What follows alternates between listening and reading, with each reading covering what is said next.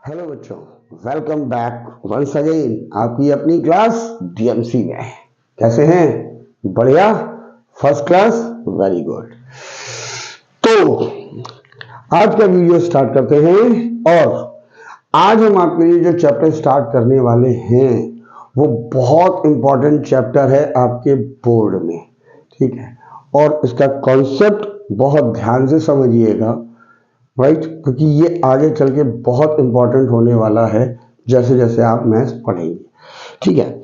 चलिए तो पहले बताते हैं कुछ और, जैसे फॉर एग्जांपल अगर हम पैसे की बात करते हैं, ठीक है, तो पैसे के मामले में कोई भी इंसान, कोई भी बच्चा कंफ्यूज नहीं होता है, राइट। जैसे मान लेते हैं फॉर एग्जांपल एक 100 के नोट की गड्डी है, राइट। अब 100 के नोट की जो गड्डी है नई, वो देखिए पूरी एक जैसी होती है, ठीक है कि नहीं। अगर हम मान लेते हैं कि उन नोट की गड्डी में नंबर्स नहीं लिखे हुए हैं, ठीक है, हर नंबर पे देखिए, हर नोट पे एक नंबर लिखा होता है, उसका इंडिविजुअल पर यूनिक नंबर होता है, हर नोट अलग होता है, ठीक है। अगर सपोज वो नंबर नहीं लिखे हुए हैं और हम आपसे कहते हैं कि उस गड्डी में से एक नोट निकाल लीजिए और देख लीजिए और वापस से उसमें रख दीजिए, ठीक है। उसके बाद हम आपसे कहें आप अपना नोट निकालिए, आप निकाल पाएंगे? नहीं निकाल पाएंगे, ठीक है। क्यों? क्योंकि किसी भी नोट में नंबर तो लिखा नहीं है ना, तो आप अपना नोट जो आपने निकाला था वो नहीं पहचान पाएंगे, ठीक। अब मान लेते हैं नॉर्मल गड्डी है, यानी कि नंबर लिखे हुए हैं, ठीक। तो अब आपने एक नंबर नोट निकाला, वापस उसमें रख दिया और हमने कहा कि आप अपना वाला नोट निकालिए, आप आराम से निकाल लेंगे। क्यों? क्योंकि नोट निकालते के बाद आपने उसमें लिखा हुआ नंबर देख लिया था, तो आप अपना नंबर पहचान सकते हो, अपना नोट पहचान सकते हो। ये दो एग्जाम्पल थे, राइट। अब ये एग्जाम्पल थे किस चीज के? जब नोट पे नंबर नहीं लिखा हुआ था तो सारे के सारे नोट एक जैसे थे, आप उसको पहचान नहीं पा रहे थे कि हमारा नोट कौन सा है, ठीक है। इसको हम लोग बोलते हैं कॉन्ग्रुएंसी। This is congruency. और जब नोट में नंबर लिखा हुआ था तो इसको हम बोलते हैं सिमिलैरिटी। तो कुछ क्लियर हुआ होगा, बट अभी भी कुछ लोगों को समझ में नहीं आया होगा कैसे, ठीक है। अब कॉन्ग्रुएंसी कैसे हुई? भाई सारे नोट एक जैसे हैं तो वो होगी कॉन्ग्रुएंसी, और सिमिलैरिटी में सारे नोट एक जैसे हैं बट नंबर की वजह से अलग है, तो वो सिमिलैरिटी। कैसे? दूसरे एग्जाम्पल से एक्सप्लेन करते हैं तो और क्लियर हो जाएगा आपको। मान लेते हैं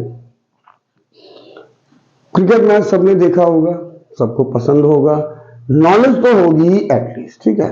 बॉल होती है, लॉन टेनिस के बारे में भी पता होगा, टेबल टेनिस के बारे में पता होगा, तीनों में बॉल होती है, ठीक है। अगर हम क्रिकेट की बॉल की बात करते हैं कि आपके पास दो बॉल हैं सेम, चाहे व्हाइट वाली ले लीजिए, चाहे रेड वाली ले लीजिए, चाहे पिंक वाली ले लीजिए, दो बॉल है सेम, और हमने आपसे कहा कि आप इसमें से कोई एक बॉल ले लो, और उसके बाद हमने आपको एक राउंड घुमा दिया, बॉल को ट्रांसफर कर दिया। अब बताइए आपकी बॉल कौन सी है? आप नहीं पहचान पाओगे। क्यों? दोनों बॉल देखने में एक जैसी हैं। तो कॉन्ग्रुएंसी में होता है same shape and same size, क्योंकि दोनों बॉलों का जो साइज है और शेप है वो एक जैसा है, तो आप पहचान ही नहीं पा रहे हो, ठीक है ना। अब हम बात करते हैं कि हमारे पास एक क्रिकेट की बॉल है और एक लॉन टेनिस की बॉल है, ठीक है। अब आप तुरंत पहचान लोगे क्योंकि तो कलर अलग है, राइट।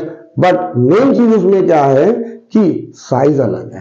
भाई क्रिकेट की बॉल थोड़ी सी बड़ी है, कॉस्को की बॉल जो लॉन टेनिस में यूज होती है वो थोड़ी सी छोटी होती है, यानी कि इसमें साइज मैटर कर रहा है, ठीक है कि नहीं। साइज हमारा मैटर करेगा, ठीक है। और शेप जो होता है वो हमारा सेम होता है। क्यों? दोनों बॉल देखने में गोल है, मतलब स्फीयर फॉर्म में, एक छोटी है एक बड़ी है। ठीक है, तो ये हो गया एग्जाम्पल सिमिलैरिटी और कॉन्वेंसी का। कॉन्वेंसी आप क्लास 9th में पढ़ के आ चुके हैं, 10th में हम लोग सिमिलैरिटी पढ़ेंगे। ठीक, वो कैसे होती है ध्यान से समझिए। ये हमने आपको एग्जाम्पल समझाया। ठीक, अब इसको और एक्सप्लेन करते हैं, तो ध्यान से समझिएगा कि कैसे होती है। ये हमने आपको एक एग्जाम्पल की फॉर्म में समझाया था, अब आते हैं मैथ्स के फॉर्म में। राइट, सिमिलैरिटी बेसिकली हम लोग ट्रायंगल्स में पढ़ेंगे। अब कॉन्वेंसी और सिमिलैरिटी में पहले डिफरेंस देखिए।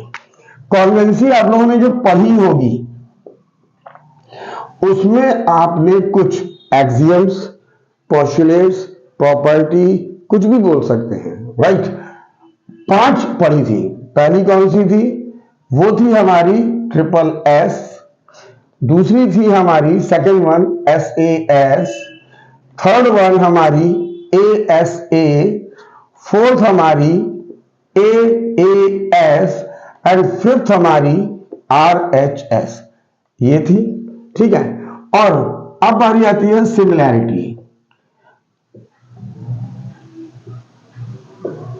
तो अब ये तो हमें मालूम होगा कि यहां पे ये जो S है वो स्टैंड करता है साइड के लिए।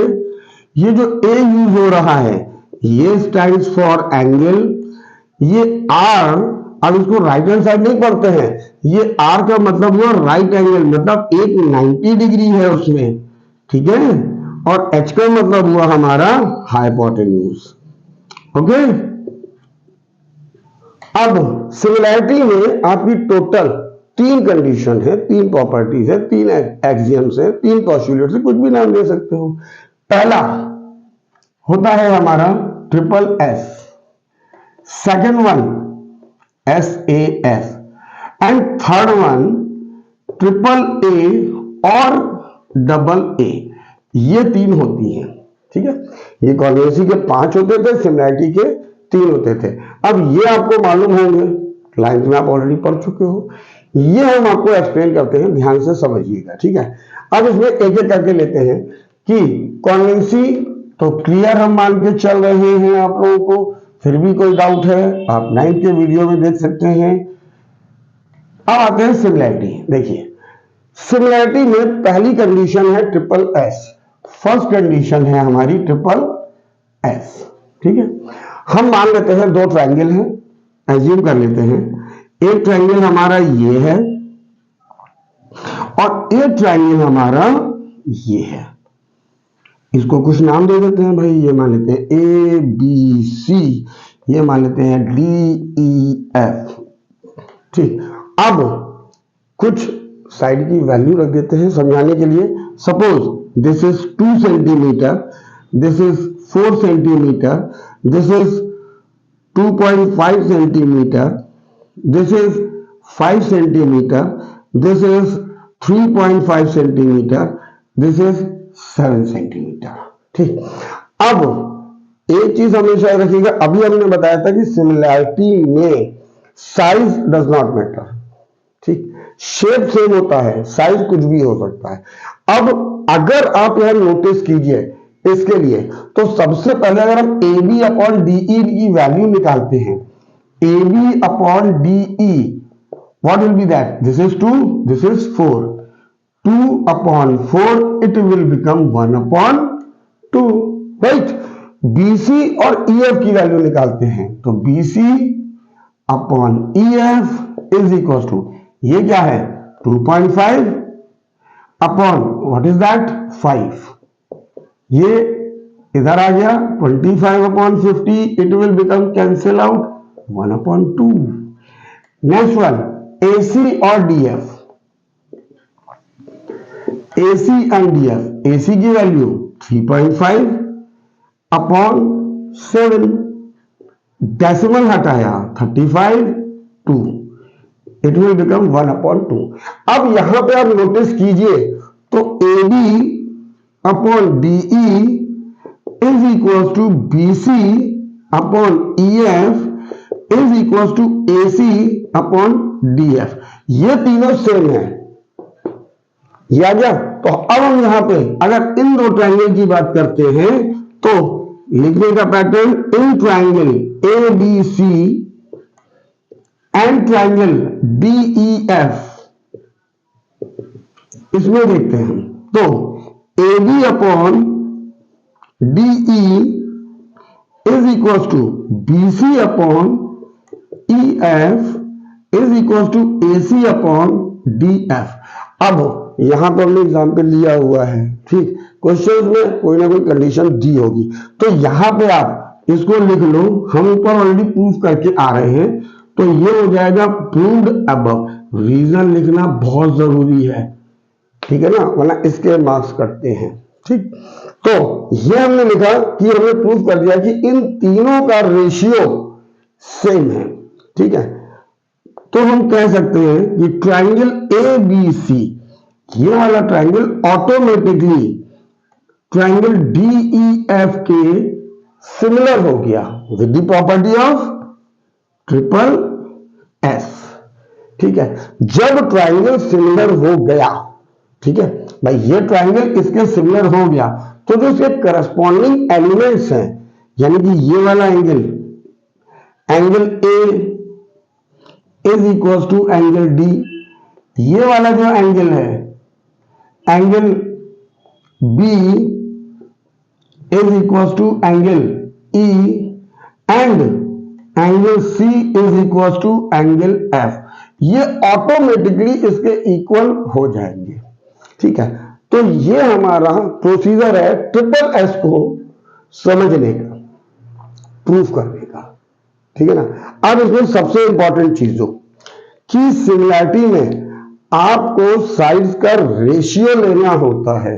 साइड्स कभी भी इक्वल नहीं होगी। हाँ, किसी पर्टिकुलर क्वेश्चन में हो सकता है कि वो गिवन हो कि वहां पे साइड इक्वल है, बट इन जनरल जो साइड्स होगी वो कभी भी इक्वल नहीं होगी।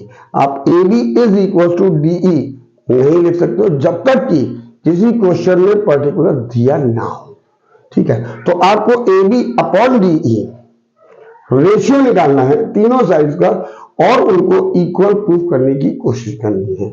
देन ये हमारे जो ट्रिपल एस कंडीशन है ये प्रूफ हो जाएगी। आई होप सबको समझ में आ गया होगा पहली कंडीशन, ठीक है। दूसरी कंडीशन पे चलते हैं। दूसरी कंडीशन में कहा गया है कि अगर एस ए एस है, मतलब दो ट्रायंगल की बात हो रही है, इसमें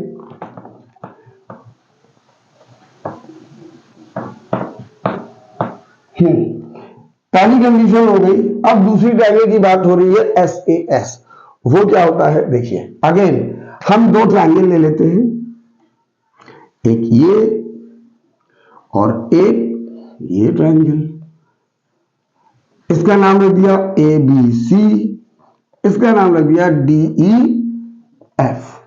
अब मान लेते हैं सपोज ये 2 सेंटीमीटर, ये 4 सेंटीमीटर, ये 3 सेंटीमीटर, ये 6 सेंटीमीटर। इसकी वैल्यू सपोज 50 डिग्री, इसकी वैल्यू भी सपोज 50 डिग्री, ठीक है। अब सेकंड कंडीशन में देखते हैं, वो दिया हुआ है एस ए एस। तो सबसे पहले हम साइड इक्वल नहीं होगी, ध्यान रखिएगा। तो इस ट्रायंगल की ये साइड और इस ट्रायंगल की ये side, A B upon D E की वैल्यू निकालते हैं। This is 2 upon this is 4, ये cancel out, it will become 1/2। अब निकालते हैं बी सी और ई एफ की value, B C E F which is equal to 3/6 cancel out 1/2, ये आ गया, ठीक है।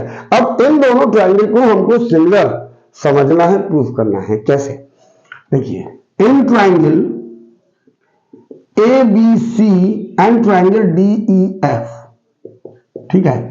यहां से अगर आप नोटिस कीजिए तो हम लिख सकते हैं कि A B upon D E is equal to B C upon E F.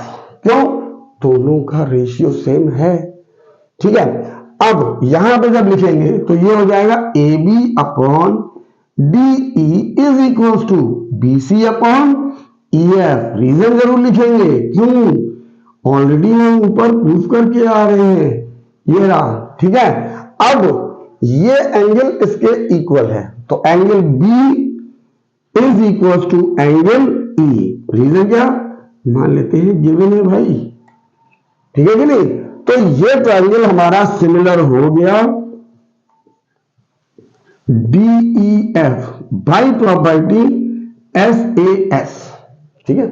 जब ये ट्रायंगल इसके सिमिलर हो गया तो देखिए एक ये साइड बची, तो हम इसको AC is equal to DF थोड़ी लिखेंगे, क्या लिखेंगे, AC अपॉन DF। अब सिंगल हो गया, किसके इक्वल है पता नहीं भाई, किसके इक्वल है, तो ऑटोमेटिकली इनके इक्वल हो जाएगा रेशियो के। तो ये हो जाएगा AB upon DE is equal to BC upon EF। चाहे एक लिख लीजिए इसमें से, चाहे दोनों लिख लीजिए, जिसका यूज होगा आप अपना काम करेंगे, ठीक है। और ये वाला एंगल, जो ये वाला एंगल है, इसके इक्वल हो जाएगा angle A is equal to angle D। और ये वाला जो एंगल है वो ऑटोमेटिकली इसके इक्वल हो जाएगा angle C is equal to angle F के।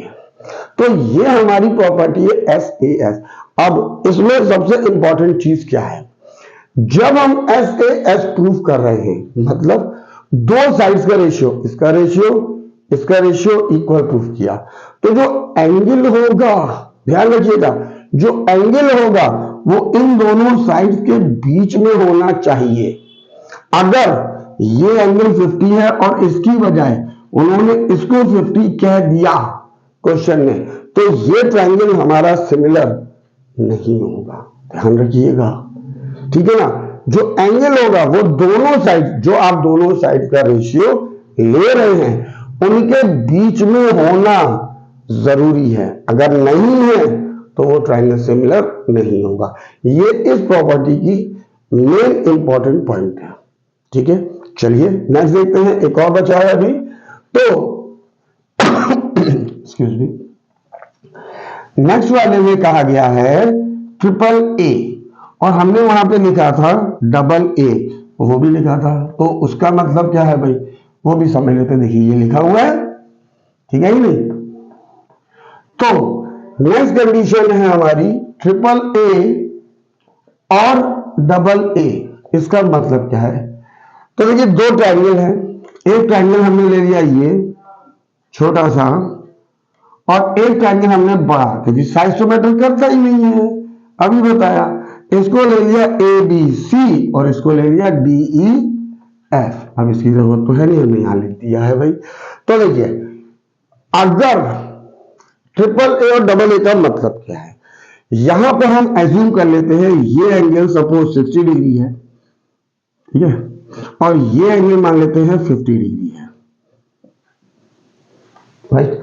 तो थर्ड एंगल ऑटोमेटिकली सेम ही हो जाएगा ना।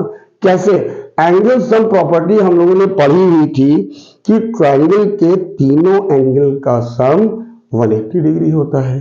तो आप इन दोनों का सम कीजिए, 60 प्लस 50 110, 180 से माइनस कीजिए 70, 60 प्लस 50 110, 180 से माइनस कीजिए 70, ये भी 70, ये भी 70। AAA आ गया कि नहीं आ गया। तो मतलब ये है कि AAA कंडीशन में अगर दो एंगल गिवन हैं कि वो इक्वल हैं या किसी कंडीशन की वजह से वो इक्वल हो रहे हैं, तो भी हम ट्रायंगल को सिमिलर कह सकते हैं। अब तीसरा एंगल निकालने के लिए परेशान ना हो, दो से ही हो जाएगा, ठीक है। तो इसको कैसे करते हैं, देखिए, in triangle ABC and triangle DEF, ये वाला एंगल इसके इक्वल है, angle B is equal to angle E। क्यों, कंडीशन तो हम मान के चल रहे हैं कि गिवन है, ठीक है, और CF के इक्वल है, angle C is equal to angle F, ये भी हमने मान लिया कि गिवन है, ठीक है। अब जब ये दोनों एंगल गिवन है तो triangle ABC similar triangle DEF by property AA। ये जो हमारा साइन है ये हमारा साइन सिमिलर का होता है, ठीक है। और प्रीवियसली आपने पढ़ा था ऐसे अगर हम बनाते थे तो ये साइन हमारा किसका होता था, कॉन्ग्रुएंसी का, ठीक है कि नहीं। तो ये ट्रायंगल हमारा सिमिलर हो गया भाई डबल ए प्रॉपर्टी से। तो तीसरा जो एंगल बचा, angle A will be automatically equal to angle D. और इनकी साइड की बात करते हैं तो देखिए ये साइड इसके इक्वल नहीं होगी, ये साइड होगी हमारी A B upon D E is equal to B C upon E F is equal to A C upon D F. ये हमारा ट्राइंगल सिमिलर हो गया और उसके जो बचे हुए पार्ट्स हैं, करस्पॉन्डिंग पार्ट्स हैं, वो इक्वल हो गए। साइड्स है तो साइड का रेशियो इक्वल हो गया, एंगल है तो एक एंगल इक्वल हो गया। तो ये हमारा सिमिलरिटी की तीनों प्रॉपर्टी का कॉन्सेप्ट था। अब आते हैं कुछ और इंपॉर्टेंट चीजें, देखिए समझते हैं।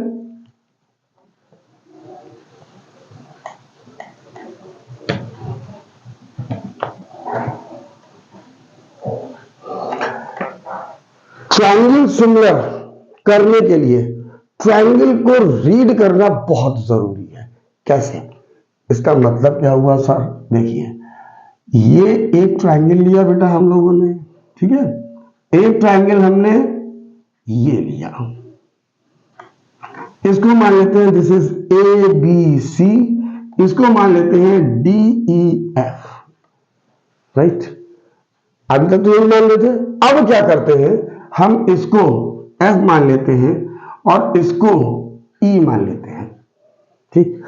और इसको मान लेते हैं, सपोज कोई भी एक कंडीशन ले लो, मान लेते हैं ये 3 सेंटीमीटर है, ये 6 सेंटीमीटर है, ये हमारा 2 सेंटीमीटर है, ये हमारा 4 सेंटीमीटर है, ये मान लिया, ठीक है। अब देखिए यहां पे अगर हम A B upon D F निकालेंगे, A B upon D F, तो क्या होगा 3 अपॉन 6, रेशियो हो गया 1/2, ठीक है। और अगर BC निकालेंगे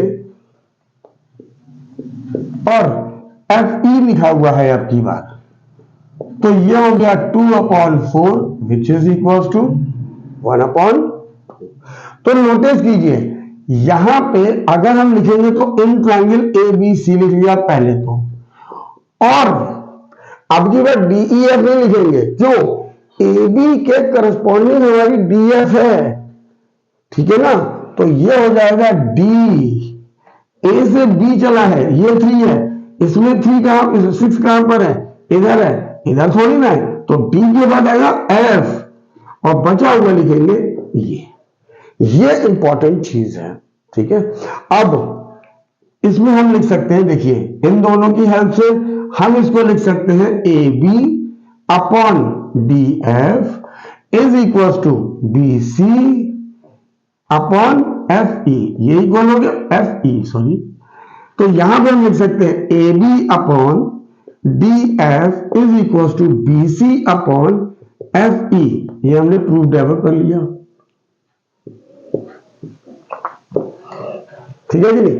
अब मान लेते हैं कि इनके बीच का एंगल ये है, अब ये एंगल इसके इक्वल होगा तो गलत हो गया, हमको ये एंगल लेना पड़ेगा। अभी बताया था ये नहीं ले सकते हैं क्योंकि ये दो साइड की बात हो रही है, तो इसके बीच में एंगल ये हुआ, इसमें ये दो साइड की बात हो रही है तो बीच का एंगल ये हुआ। It means angle B is equal to angle F, ये गिवन। तो ये हो गया हमारा triangle A B C similar triangle.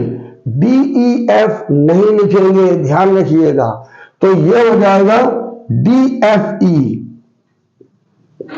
By S A S, ये हो गया।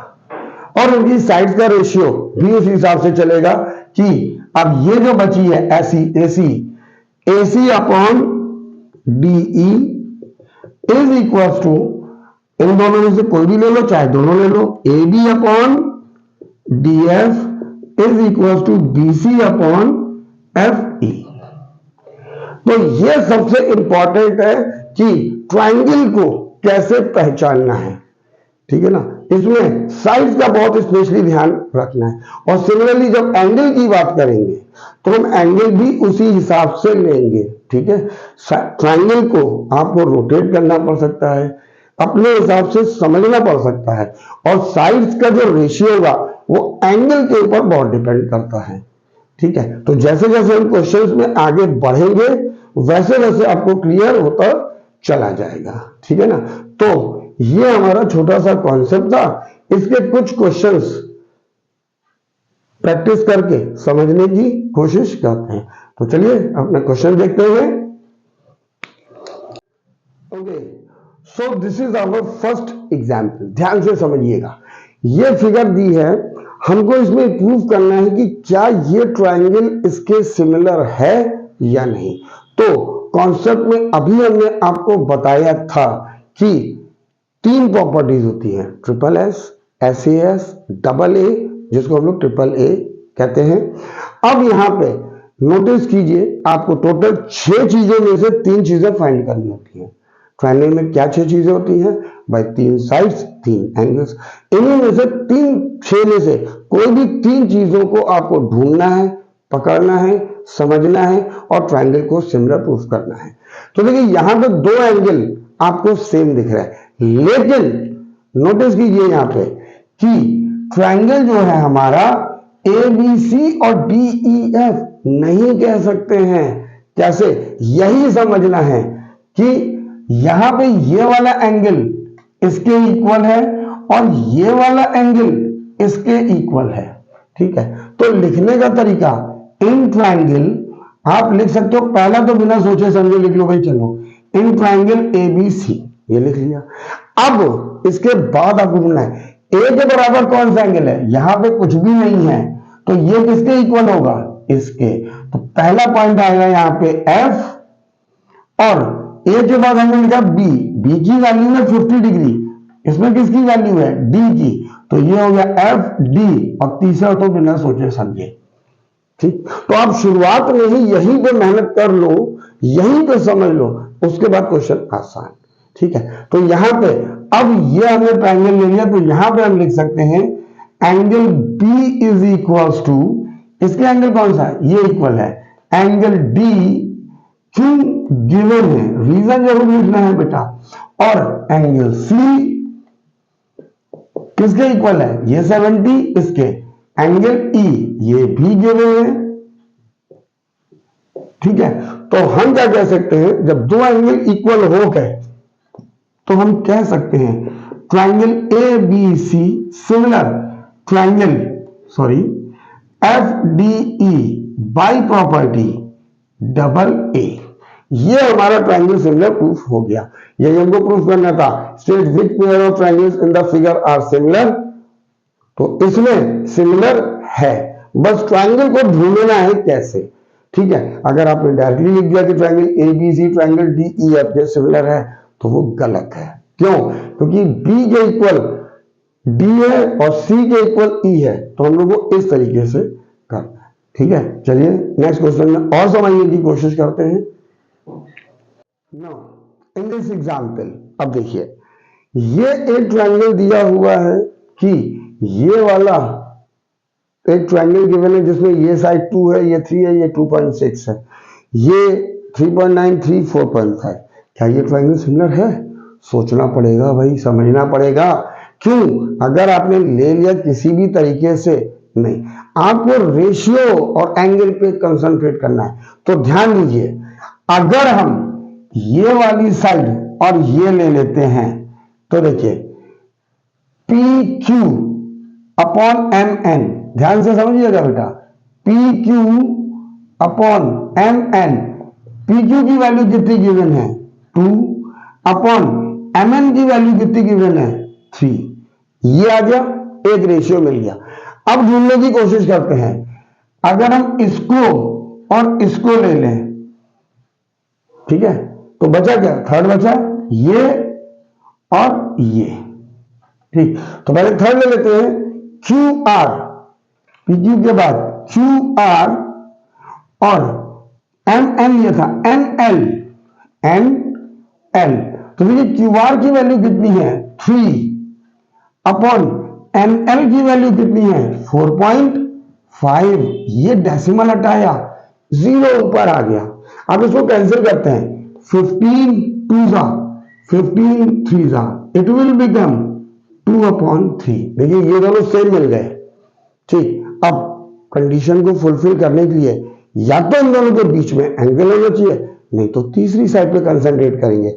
अब यहाँ पे तीसरी साइड दी है, कौन सी, ये वाली। तो देखिए अब इसमें लेते हैं आरपी, ठीक है, अपॉन LM।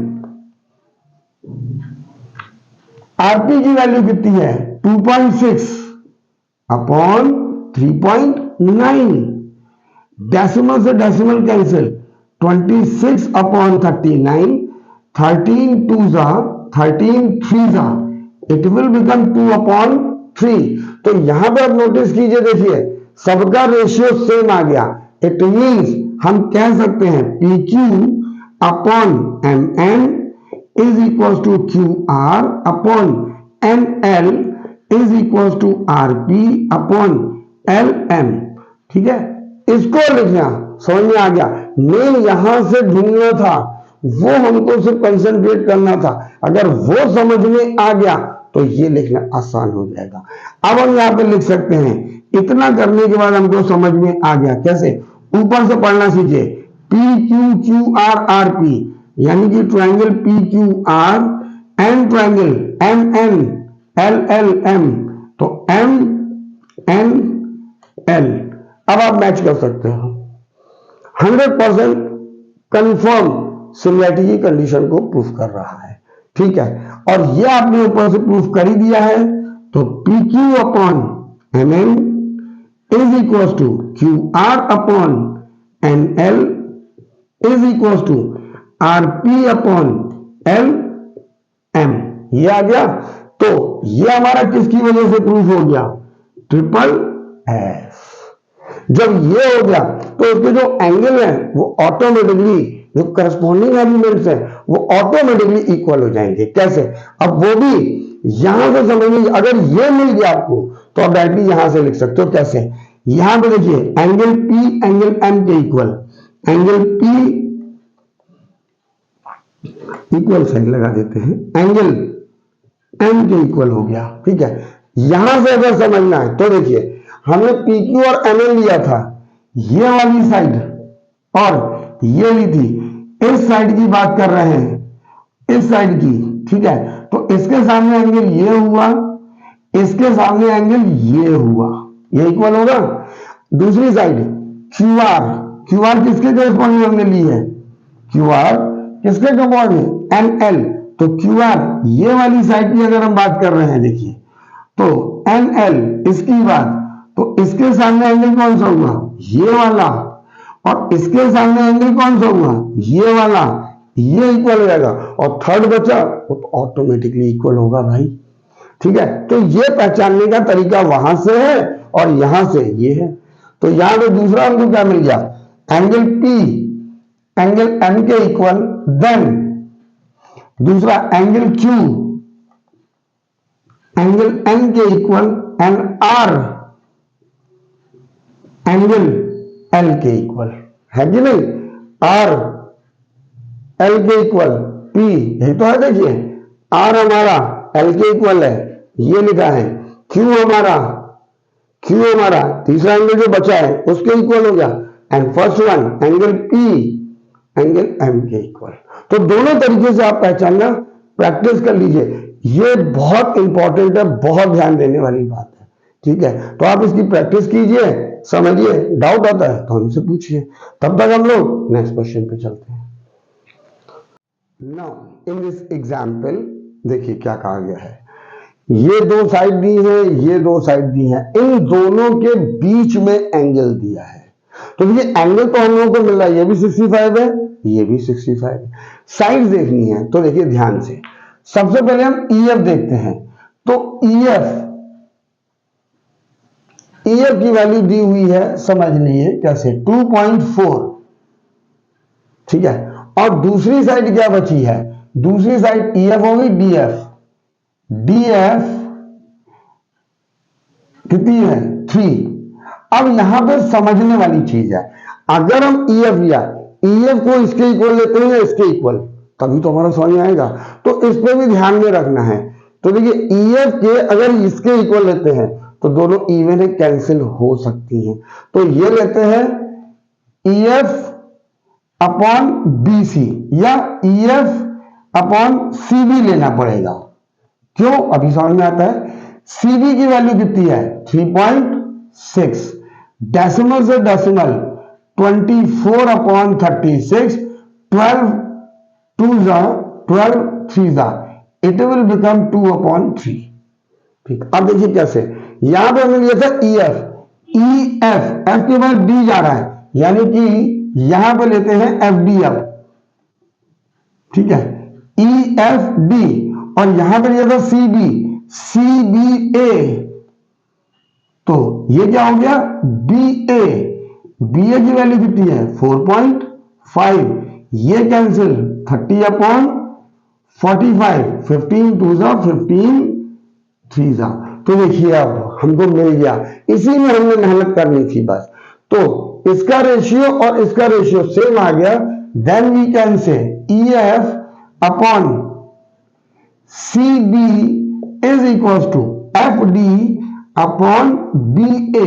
ये तो दोनों का रेशियो 2/3। अब इन ट्रायंगल, यहां से ट्रायंगल देखते हैं, EFD ऐसे पकड़ा हुआ है, तो EFD एंड ट्रायंगल इधर क्या लिया हुआ है? CBA।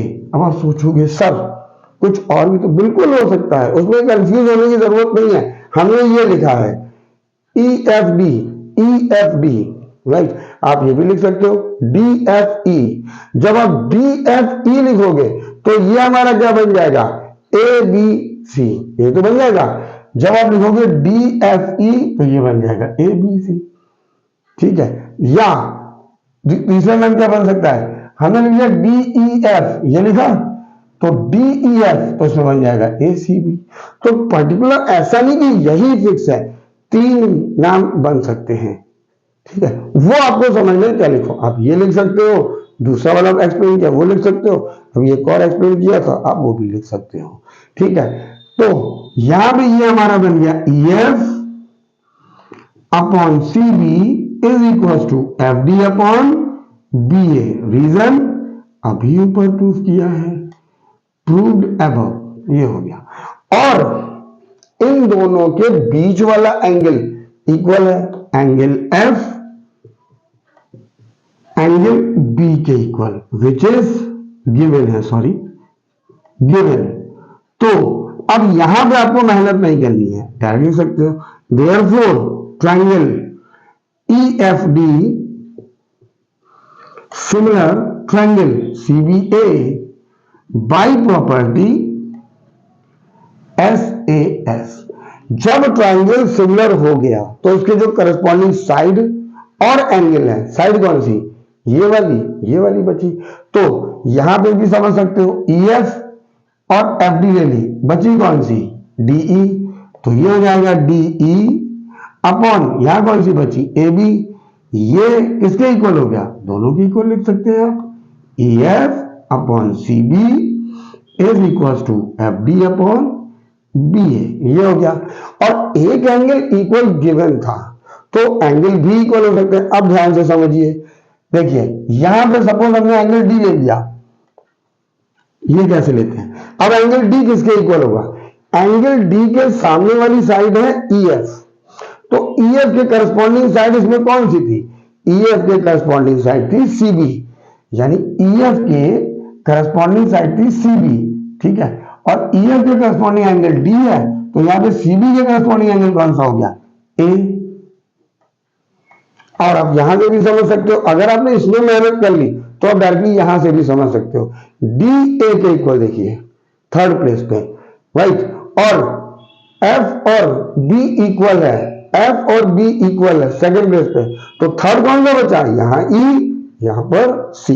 आप डायरेक्टली भी लिख सकते हो, ये हो गया। तो दो तरीके हैं पहचानने के। और यहां से देखना चाहो तो देखिए DF या FD के करस्पॉन्डिंग हमने BA ली थी, इसके करस्पॉन्डिंग ये वाली साइड थी, इसके सामने का एंगल ये हुआ, इसके सामने का एंगल ये हुआ, आ गया कि नहीं? तो आप यहां से भी समझ सकते हो, यहां से और यहां से, दोनों मेथड है समझने के, लेकिन प्रैक्टिस जरूर करते रहिएगा और इसके पे स्पेशली नोट जरूर बनाते रहिएगा साथ साथ। और वीडियो को देख देख के सिर्फ लेट के देखते मत रहिएगा, बैठिएगा, वीडियो सामने रखिएगा, नोट बनाते रहिएगा। जहां पे लिखना शुरू हो जाए पॉज करके नोट बनाइए, फिर आगे स्टार्ट कीजिएगा, तब आपको ये चैप्टर और क्लियर होता जाएगा। ठीक है ना? चलिए, तब तक आप इसकी प्रैक्टिस कीजिए, नोट्स बनाइए, हम लोग अपना नेक्स्ट क्वेश्चन देखते हैं। Okay, so this is our next example, example 4 part है। इसमें देखिए, अब सबसे पहले नॉर्मली आपको दिख रहा होगा ये 2.5 है, इसका डबल ये होता है, 3 का डबल ये होता है। तो हम यहां पे ले लेते हैं AC 2.5 और इसको ले लेते हैं QR, ये आ गया। तो AC की वैल्यू कितनी है? 2.5, QR की वैल्यू कितनी है? 5। ये डेसिमल हटाया, ये हो गया 25/50, 25 से कैंसिल, इट विल बिकम 1/2। ठीक, अब AC के बाद CB लेते हैं, इट विल बी CB, और यहां पे लिया था QR, ये हो गया RP। ठीक है, CB की वैल्यू कितनी है हमारी? 3, और RP की वैल्यू कितनी है? 6। So 3 1 2 it will become 1/2। तो AC upon QR is equal to CB upon RP, ये हमने प्रूफ कर दिया। ठीक, तो यहां पे या तो दो साइड ऑलरेडी मिल चुकी हैं, तो या तो SSS मिलनी चाहिए या SAS, डबल ए तो कैंसिल हो गई। तो देखिए, SSS के लिए तीसरी साइड होना जरूरी है, जो है नहीं है। अब एंगल देखते हैं, तो एंगल 60 इज इक्वल टू 60, वाह, मिल गया ना। एंगल B हमारा एंगल R के इक्वल है, यानी कि दो साइड, ठीक है, और एंगल भी इक्वल मिल गया, वेरी गुड, एंगल मिल गया। तो ये ट्रायंगल सिमिलर होगा? नहीं होगा। क्यों? दो साइड मिली, इनके बीच में एंगल है, और यहां पे नोटिस कीजिए, इन दो साइड की बात कर रहे हैं, इनके बीच में एंगल नहीं है, वो अलग है। यहां पे तो है लेकिन यहां पे नहीं है, तो हम लिखेंगे कि angle is not in between given two sides, therefore triangle, जो भी लिखना चाहें आप, BCA, triangle BCA is not similar to triangle QRP, ये इसमें लॉजिक है। ठीक है, तो ध्यान रखिएगा कि ऐसा कभी कभी होता है। देखिए कि ये इसके इक्वल मिल गया और बच्चों ने कहा दो साइड का रेशियो मिल गया भाई और एंगल इक्वल है, तो उन्होंने खट से लिख दिया कि यस ट्रायंगल सिमिलर है। नहीं, ध्यान पूरा रखना है कि अगर दो साइड्स का रेशियो, हम इन दोनों साइड की बात कर रहे हैं, तो यहां पे तो देखिए इन दोनों साइड के बीच में एंगल है, लेकिन यहां पर इन दोनों साइड के बीच में नहीं है, वो बाहर है। Therefore, this triangle cannot be similar to each other.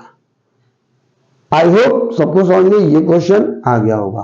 तो सिमिलरिटी के कॉन्सेप्ट को विद फर्स्ट सॉल्व एग्जाम्पल की प्रैक्टिस कीजिए, अच्छे से समझिए। नहीं आता है आप हमारे चैनल के थ्रू हमसे डाउट पूछ सकते हैं। ठीक है, तो मिलते हैं इसका नेक्स्ट वीडियो लेके बहुत जल्दी। तब तक के लिए till then take care, bye bye to all of you.